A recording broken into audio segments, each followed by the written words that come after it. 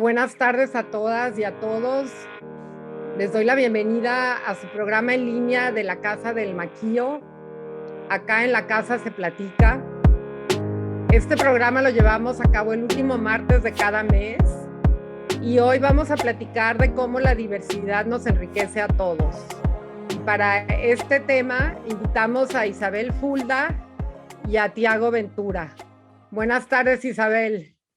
Hola, buenas tardes y muchas gracias por la invitación. Buenas tardes, Tiago. Buenas tardes, Isabel. Buenas tardes, Leticia. Buenas tardes, Vivian, y a toda la gente que sigue a la Casa del Maquillo por redes sociales. Bueno, Isabel Fulda es subdirectora de GIRE, el grupo de información en reproducción elegida en la Ciudad de México. Ha participado en proyectos de investigación en temas de género, estudios de opinión pública y consultorías relacionadas con feminismos y derechos humanos. Es licenciada en Ciencias Políticas y Relaciones Internacionales por el Centro de Investigación y Docencia Económicas, CIDE, con maestría en Teoría Legal y Política en el University College de Londres. Es un honor tenerte hoy con nosotros, Isabel. Muchas gracias, es un gusto para mí estar aquí el día de hoy. Tiago Ventura es presidente de Sinaloa Más Incluyente, es impulsor y es un gran ciudadano impulsor y coautor de iniciativas de ley en el estado de Sinaloa, como el matrimonio igualitario, la ley de identidad de género, la tipificación de crímenes de odio y prohibición de terapias de conversión. Se desempeña como diseñador gráfico y asesor en comunicación política. Comenzó en el activismo desde los 18 años y ahora es conferencista y regidor suplente de Culiacán y primer candidato abiertamente LGBT en el estado a un cargo de elección popular. Hola, Tiago, gracias por estar con nosotros.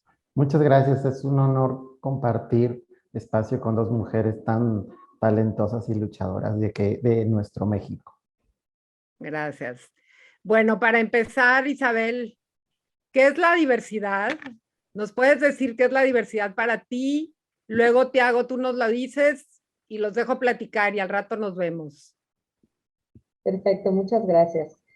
Pues creo que con este tema, este concepto de diversidad que nos tiene aquí el día de hoy, además, terminando básicamente el mes de junio, que se conoce como el mes de la diversidad, yo lo diría tal vez desde mi perspectiva de manera muy sencilla. O sea, ahorita estamos en el mes de la diversidad sexual y ese creo que es pues obviamente el foco de las actividades que estamos viendo este mes y demás, pero el concepto de diversidad tiene que ver también pues con un paraguas más amplio de entender pues las diferentes, la riqueza de experiencias y de diferentes identidades y perspectivas que pueden tener las personas desde su orientación sexual, identidad de género, sexo, raza, nacionalidad, ¿no?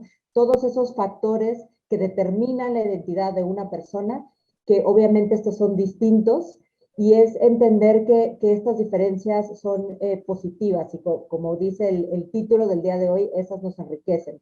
No es justamente una perspectiva, la perspectiva de diversidad que celebra estas diferencias, que no siente ninguna necesidad de homogeneizarnos, digamos, como personas, como poblaciones, ¿no? Como grupos sociales, acepta que tenemos estas diferencias que nos dan perspectivas del mundo distintas y que a partir de estas podemos, pues sí, tener una mejor sociedad, una mejor democracia, diálogos más interesantes entre nosotros, nosotras, nosotros, ¿no? Entonces, creo que para mí sí, sobre todo hablar de diversidad es hablar de esta celebración, el orgullo de ser las personas que somos complejas, con estos diferentes niveles de identidad, que ninguno de ellos tendría que avergonzarnos en ningún momento, pues, pero pues que además a partir de ello podemos encontrar algo positivo, no solamente aceptable. Entonces creo que empezaría con eso, que creo que para mí es como el espíritu también de hablar de diversidad, y te pasaría también la voz, Tiago, también desde tu perspectiva experta en temas de LGBT. Pues gracias, Isabel. Para mí la diversidad pues es parte de la naturaleza, del existir del ser humano. que finalmente esta riqueza de diversidad en todos los sentidos en que encontramos en la naturaleza nos enriquece y nos hace crecer como personas y también entender que la diversidad existe en todos los ámbitos y en este ámbito específico, en el de la diversidad sexual, pues para mí es un placer poder platicar en estos espacios sobre esto, porque nos hemos acostumbrado a ser una sociedad que el tabú de hablar del hablar de la sexualidad de las personas, ¿no? Parecería que ahora que estamos en el mes del Pride y que todo el mundo pone sus colores, las empresas ponen los colores, parecería que estuviéramos apareciendo en el panorama de la vida pública, pero siempre hemos existido, ¿no? Esta lucha, digamos, con los movimientos LGBT nació en el siglo pasado, en el 69. En Ciudad de México ya llevan 43 años marchando y Sinaloa 14. Entonces, eso quiere decir que hay una verdadera diferencia, digamos, del avance de la lucha, pero pues sí, finalmente siempre hemos estado ahí, siempre hemos existido, hemos estado en todos los espacios, hemos contribuido también al crecimiento de este país en todos los sentidos. Generalmente se nos ve más en el ámbito artístico, pero siempre estamos involucrados, hombres, mujeres, personas trans, intersexuales, queers, siempre han existido en la vida pública y pues esta lucha solamente y este mes es para recordar a esas personas que nos han abierto espacios y por lo que ahora pues nos tienen aquí, digamos, más visibles, más seguros, con más posibilidades de desarrollar nuestra vida, nuestra forma de ser, sin ser discriminados, sin ser asesinados y respetando todas las leyes, todos los derechos que deberíamos tener como ciudadanos, eh, sin más ni menos, ¿no?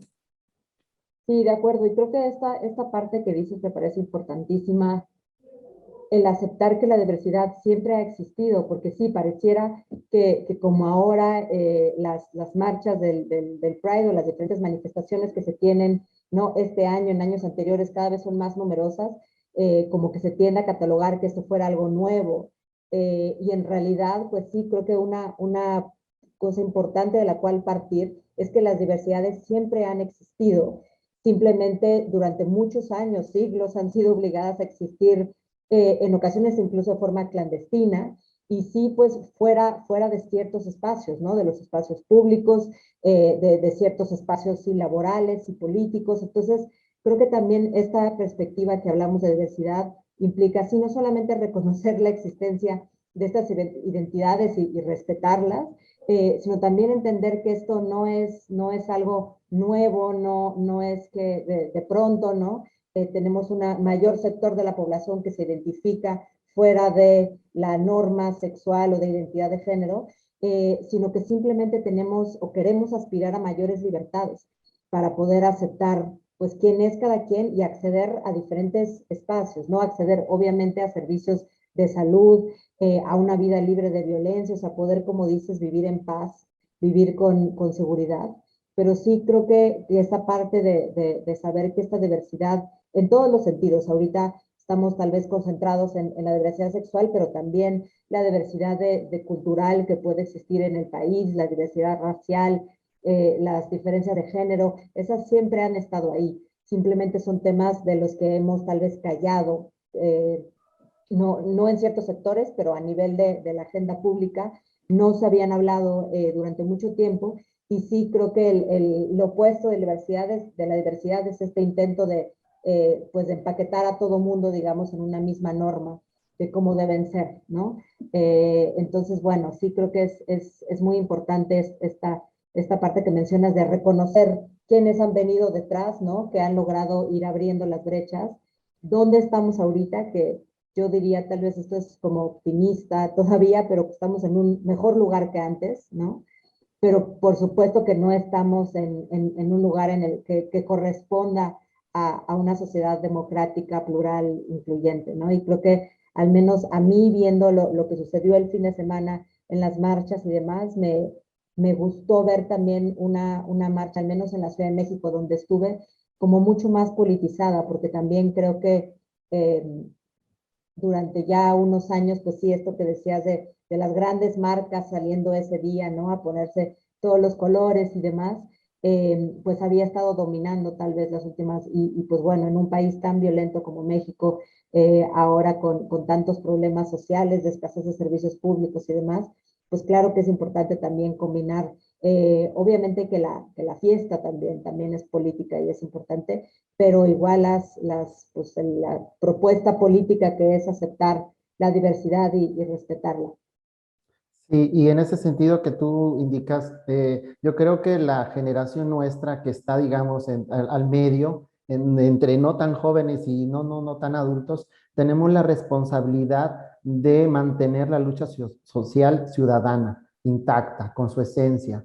Si bien es importante que se abran espacios dentro de los aparatos de gobierno, de las instituciones para personas LGBT, pero también es la responsabilidad de mantener estos espacios y también de dejar la posta a la siguiente generación y también hacer una introspectiva, porque, por ejemplo, en el grupo que trabajamos, pues podemos decir que nosotros hemos hemos gozado de cierta suerte, ¿no? Muchos tienen carreras universitarias, maestrías, son respetados, digamos, en su trabajo, tal vez porque su apariencia, su expresión de género no es tan disruptiva para el entorno en el que viven, pero sí hay que pensar en aquellas personas, por ejemplo, la población trans, que todavía no puede acceder a un trabajo digno, a un seguro social digno, no tienen prestaciones de ley, no pueden terminar sus carreras universitarias. Entonces, tenemos que hacer un análisis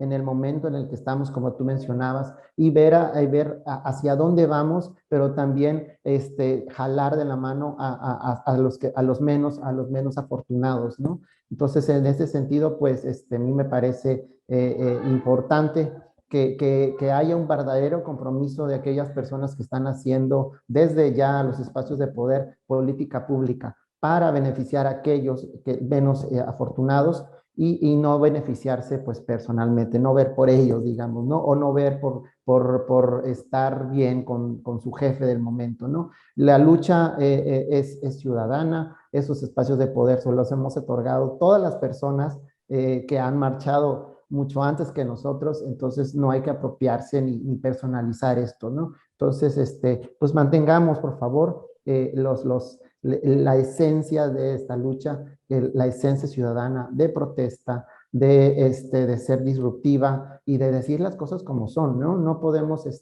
salir o confundir el hecho de que eso sí es una marcha de la diversidad porque nosotros somos alegres, pues de decir, no, pues que estamos contentos con todo lo que está sucediendo. En el caso de Sinaloa, por ejemplo, nos faltan 21 personas que han sido asesinadas por tener una orientación sexual o una expresión de género diferente. Entonces, las marchas son para eso, para decirle al gobierno, a la fiscalía, qué está pasando con estas carpetas de investigación, por qué no se ha castigado a los responsables, si tenemos una tipificación de crímenes de odio, qué está pasando con esto, porque no es justo que tantas familias todavía estén sin justicia, sin saber sí saben por qué los mataron los hijos, pero no hay un responsable que esté pagando por quitarle la vida a su hijo, a su hija, por 21 balazos en el rostro o 18 puñaladas, ¿no? En la verdad nos falta mucho, pero yo creo que es importante hablar y pues yo agradezco que tengamos estos espacios para que podamos visibilizar estos temas.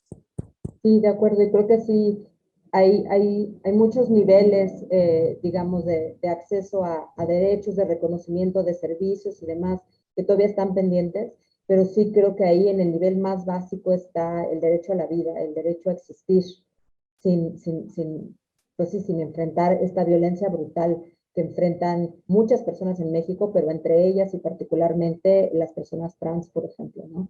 Y sí creo que es parte de la situación terrible en la que estamos viviendo, que es importante visibilizar en este momento y que va, pues sí, mucho más allá, ¿no? De este tipo sí, de expresiones, ¿no? De ciertos funcionarios públicos que pueden ponerse el arco iris durante junio, ¿no? O las mismas empresas y demás. Y creo que también eso simbólicamente puede tener un peso importante, pues es algo que tal vez no veíamos hace años, pero sí creo que parte también de nuestra responsabilidad como ciudadanía, como organizaciones de la sociedad civil, es exigir que eso se materialice en algo más, ¿no? Que no sea solamente pintarse de colores, sino genuinamente hacer cambios al interior de las empresas, al interior de la administración pública, de las políticas públicas, pues que hagan un cambio en la vida de las personas.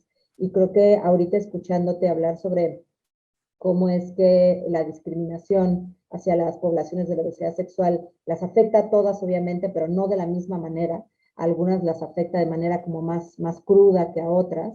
Pensaba también en este concepto que viene de los feminismos, que es el feminismo interseccional, que creo que también nos puede ayudar mucho como a empezar a pensar sobre estos temas, ¿no? Desde la perspectiva durante muchos años como la apuesta a los feminismos era entender por qué había diferencias en cuanto al sexo o el género de las personas, porque es que se trataba, de, bueno, entendiendo que se trata distinto a los hombres y a las mujeres, básicamente dando mayor valor a lo masculino y habiendo ahí una desigualdad de género, no quedarse solamente en eso, ¿no? O sea, creo que la perspectiva interseccional también a lo que nos invita es a entender todas las categorías de identidad que nos cruzan a las personas y que afectan la manera en la que nos enfrentamos al mundo, ¿no? Entonces, desde un feminismo tal vez que todavía no tiene esta perspectiva, podríamos decir, a todas las mujeres les va peor que a los hombres y sabemos que esto no necesariamente es cierto, ¿no? Creo que todas las mujeres enfrentamos discriminación de género,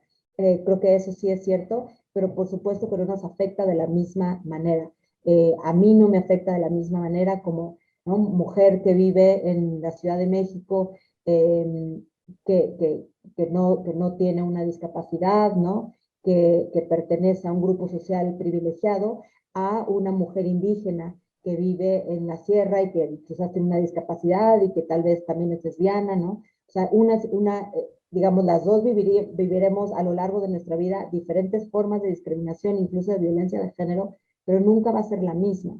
Y creo que también el entender esto, cómo es que se cruza el género con la diversidad sexual, con los temas raciales, con las diversidades económicas, pues también es muy importante para poder realmente ver el enorme paraguas de desigualdades en el que estamos viviendo y cómo empezar a hacer algo al respecto, ¿no? Porque creo que luego cuando simplificamos demasiado estas categorías, pues sí es difícil empezar a ver cómo es que atendemos el problema porque no vivimos las mismas consecuencias de estas formas de discriminación de acuerdo con dónde estamos paradas. Entonces, creo que ahí también este concepto de interseccionalidad puede sernos muy útil también en esta conversación. Sí, y Isabel, como lo mencionas, a veces parecería que la lucha feminista es solo para algunas mujeres o la lucha de los LGBT solamente fuera para los LGBTs. Y yo creo que, por ejemplo, en el caso de la diversidad sexual, nadie escoge la orientación sexual de sus hijos, ¿no? Entonces yo creo que estamos llamados a apoyar todas las luchas que tienen por objeto igualar las condiciones de vida de las personas, ¿no? Y en ese sentido, por ejemplo, les comparto la experiencia del fin de semana pasado que estuve en el Encuentro Nacional y habían ya activistas que venían de pueblos originarios y que también eran la diversidad y nos comentaban lo difícil para ellos que es superar no una barrera, sino dos y muchas veces hasta tres o cuatro. Habían personas que vivían con VIH y nos contaban lo complicado que es poder mantener espacios una relación laboral sana con sus empresas sin que su condición de vida pues interfiera en esto, ¿no? Y yo creo que en esta agenda interseccional, como tú lo comentas, pues estamos llamados a todos a contribuir porque finalmente hay un problema grave dentro de México que es la discriminación. La discriminación, pues según las encuestas, afecta a más del 25% de la población y población que solamente a veces lo admite, porque no nos gusta también a veces admitir que somos discriminados porque parecería que somos vulnerables en ciertos aspectos, si a nadie le gusta sentirse así, ¿no? Admitir la discriminación que realmente existe aquí en México y en Sinaloa, y existe de diferentes maneras, ¿no? Entonces yo creo que podríamos trabajar todos en conjunto en combatir y erradicar la discriminación, que finalmente es lo que nos está afectando y nos afecta en cualquier circunstancia de nuestra vida y pues no pueda permitir el libre desarrollo de nuestra personalidad o alcanzar gozar de nuestra plena ciudadanía. Entonces yo creo que en el marco de esta vía de la lucha contra del orgullo LGBT y de la lucha que y la lucha y los avances que se han obtenido, pues estamos llamados a reflexionar sobre estos temas y sobre otras luchas como las que también nos llegan a tocar, ¿no? Sí, de acuerdo, totalmente. Y creo que también, o sea, nos lleva esto que dices a darnos cuenta que quizás ahorita tenemos, sí, como catalogados cada uno en su propio mes, ¿no? Como que marzo es el mes de la lucha feminista, alrededor del 8 de marzo, y todo el mes hay cosas, todo se pinta de morado, digamos. Y luego en junio pasa lo propio con temas de diversidad sexual. Y creo que, pues sí, los movimientos sociales y por los derechos humanos en general pues sí, tienen un objetivo político en común, pero particularmente diría que hay una cercanía o tendría que haber una cercanía entre los movimientos feministas y los movimientos LGBT, que en ocasiones lo hay, en ocasiones hay de hecho un rompimiento. Por supuesto que hay mujeres que además pertenecen a la comunidad LGBT y bueno, ahí pues no tenemos el mismo objetivo político y en ese sentido sí creo que es importante que podamos ir caminando de la mano y lo mismo sí con otras personas que tal vez no pertenezcan directamente a la comunidad, pero que como aliadas hay mucho que pueden hacer, ¿no? Creo que de todo lo que ocurre en las marchas o en las manifestaciones alrededor del Pride y demás, a mí en lo personal de lo que más me llena siempre el corazón es ver a las mamás que acuden, ¿no? Y esto año con año, ¿no? Sigue ocurriendo y ofrecen abrazos, básicamente, ¿no? Digo, algunas de ellas tuvieron, sí, experiencias de sus mismos hijos, hijas, hijes, ¿no? Algunas experiencias muy difíciles, pero algunas simplemente dicen, yo aquí estoy, ¿no? Y yo, si tu familia no te aceptó, yo sí te acepto. Y creo que eso es poderosísimo. Y creo que ahí, desde esa conexión también simplemente empática, podemos también, pues sí, empezar a construir nuevas maneras de relacionarnos, ¿no? No solamente activamente quienes pertenecen al movimiento y son parte de una colectiva, de una organización o son funcionarios públicos, ¿no? O sea, obviamente que cada quien tiene su rol importante, pero también las personas pues que simplemente están en la sociedad y que coinciden que la diversidad pues es importante de reconocer y que, ¿no? Y desde ahí creo que también se puede hacer mucho simplemente con el respeto a la existencia de la otra persona y a la manera en la que quiere definir su vida. Creo que eso pareciera muy sencillo, pero es poderosísimo a la hora de expresarlo realmente como de manera sincera. Sí, coincido totalmente contigo y pues todos estamos llamados a apoyarnos, creo que así se construye la mejor ciudadanía y también pues ser vigilantes de las personas de las que votamos, de las que confiamos nuestro voto, ¿no? A veces pensamos que tal vez son personas inalcanzables o seres que tienen autoridad y hay que hablarles claro, siempre hay que hablarle con respeto a todo el mundo, ¿no? Pero hay que quitarles esa, esta corona que a veces se suele tener, ¿no? Que nosotros les solemos colocar y exigir, ¿no? Exigir siempre, saber quiénes son nuestros funcionarios, qué distrito electoral vivo, por quién he votado, cuáles son sus propuestas y en su momento cuando están en el poder, pues exigirles que hagan política pública para todos los ciudadanos, para todos sin distinción y pues solo así pues vamos a poder tener yo creo que una mejor sociedad más educada, más civilizada y más respetuosa de todas las corrientes políticas también porque es muy importante escuchar a todos. Precisamente, Tiago, me están preguntando que si nos pudieras explicar mejor qué es la tipificación de crímenes de odio. Bueno, la tipificación de crímenes de odio es una nueva figura que apareció para cuando se asesina o se mata a una persona porque tiene una orientación sexual, una expresión de género diferente. Obviamente un grado de maldad y hay un grado de malicia a la hora de cometer estos crímenes que no son por un balazo ni son porque pues te están asaltando, ¿no? Hay de verdad muchísima maldad dentro de estos asesinatos y pues también merecen un mayor castigo, porque nadie puede ser matado, no, ni por ser mujer, ni por ser LGBT, ni por ser transexual. porque finalmente son situaciones de vida que nosotros no controlamos. Nadie decide, voy a ser niño y voy a ser heterosexual, o voy a ser niña y voy a ser lesbiana, ¿no? Son condiciones de vida que deben ser respetadas por todas las personas, y pues la tipificación de crímenes de odio daba hasta 50 años de cárcel a aquellas personas que asesinaban a otra por tener solamente una orientación sexual no normativa. Sería como lo equivalente al Al feminicidio. feminicidio. Ujú, Ok, exactamente. ok. O sea que podríamos hablar también, cuando se habla de tipificación de crímenes de odio, Isabel, se puede también hablar de feminicidios. Sí, el feminicidio es un crimen de odio por el hecho de ser mujer, precisamente.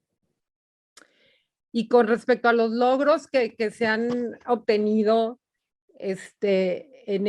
últimamente, porque como bien dijeron, las marchas es para recordarnos que la desigualdad sigue existiendo, ¿no? Y que se siguen cometiendo crímenes. Mi papá solía decirnos que la democracia era como el amor, había que hacerlo todos los días. Entonces, yo creo que mientras no exista una sociedad que respete las diferencias, no podemos hablar de una verdadera democracia. Entonces, para no terminar de una manera pesimista, ¿por qué no platicamos un poco de los logros que se han obtenido con los movimientos tanto feministas como LG, o sea, como los movimientos en los que tú has estado, Tiago, porque tú pues eres una persona importante en Sinaloa porque has hecho avanzar las cosas en Sinaloa. Pues gracias. Sí es importante que la sociedad se haya despertado. Poco a poco haya ido exigiendo, y poco a poco también hayan aparecido diferentes activistas en diferentes ciudades de Sinaloa, pues que también se profesionalicen, ¿no? Porque a veces México tiene el problema que no avanzamos en la igualdad de leyes, porque generalmente dicen, en Ciudad de México se aprobó hace 12 años, 13 años, 14 años, y en Sinaloa tenemos dos. Entonces, yo creo que eso también, la federalización, no nos ha permitido avanzar de manera, de una manera homogénea. Pasa, yo creo que lo mismo con el caso del aborto, que tal vez en ciertos estados sí avanzas y otros no. Entonces, yo creo que el gran logro ha sido el despertar de las personas LGBT, y también de sumar aliados, ¿no? Sumar aliados dentro de la sociedad, con otras organizaciones, con otros actores políticos y también con la misma ciudadanía. Yo noto que cada vez las marchas no son solamente de los LGBTs, porque también son de sus familias, de sus amigos y las personas aliadas. Y de eso se trata. Cuando una persona sale del closet abiertamente LGBT, no sale solamente tú del closet, tu familia sale contigo, porque a veces también se tiene que enfrentar a esos estigmas o esos prejuicios que tiene la sociedad sobre todo, sobre las personas, ¿no? Sí, todavía hay muchas partes, en redes sobre todo se ve donde la gente se desborda más en sus palabras ofensivas o sus críticas, pero sí hay un gran avance y eso se ve en las calles, ¿no? Cuando nos vemos frente a frente, ya es muy complicado, muy arriesgado de una persona que te trate de una manera despectiva, tal como te trata en las redes. Entonces ya hay un poquito, digamos, de control de las palabras de las personas, las palabras ofensivas, pero y eso yo lo veo como un verdadero logro, que finalmente los va a dar logros sustanciales, yo creo que en la siguiente generación, porque yo veo juventudes que salen a marchar con tanto entusiasmo, con tanta alegría y con las ganas de expresar tal cual son, que no lo había visto, por ejemplo, en mi generación, y en la generación que nos dejó la posta, pues no lo podían hacer. Entonces, si hay avances, continuemos haciéndolo, continuemos apoyando los movimientos, no solamente sino el de todos los movimientos que tengan por objeto que generen una cultura de paz.